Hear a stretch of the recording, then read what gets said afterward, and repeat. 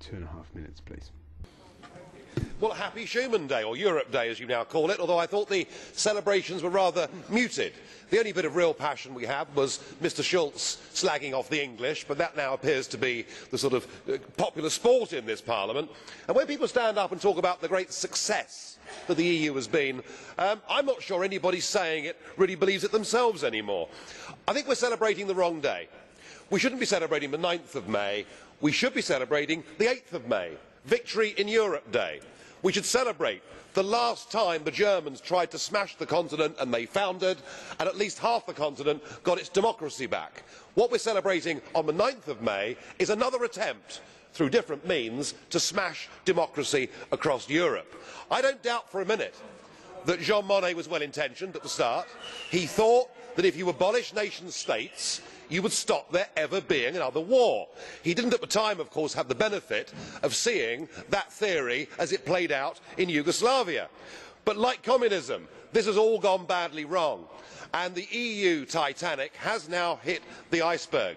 It is a European Union of economic failure, of mass unemployment, of low growth, but worst of all, it's an EU with the economic prison of the euro.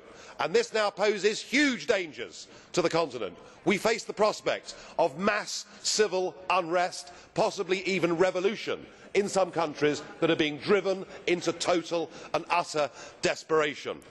But there is perhaps an opportunity, there is perhaps some good news, that now a democratic rebellion has begun. It began in Finland last year, with the True Finns getting nearly 20% of the vote. And we're seeing in country after country new political movements on the right and the left making big scores.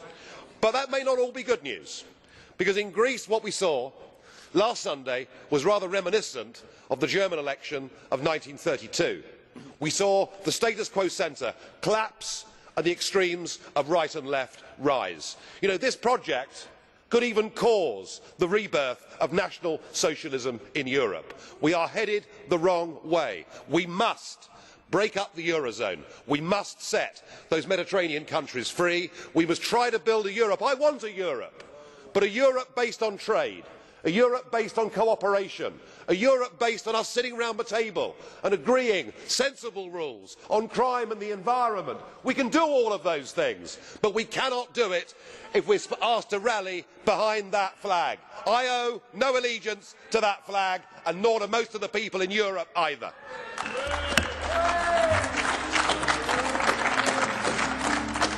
Vielen Dank, Herr Kollege Farage.